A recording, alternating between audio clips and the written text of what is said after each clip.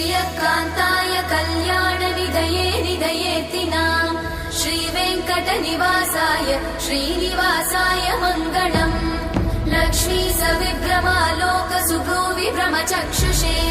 चक्षुषे सर्वलोकानां वेङ्कटेशाय मङ्गलम् श्रीवेङ्कटाद्रिशृङ्गाग्रमङ्गलाभरणाङ्गये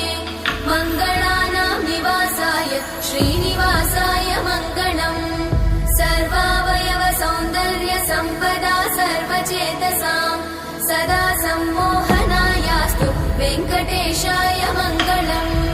नित्याय निरवध्याय सत्यानन्दचिदात्मने सर्वान्तरात्मने श्रीमद् वेङ्कटेशाय मङ्गलम्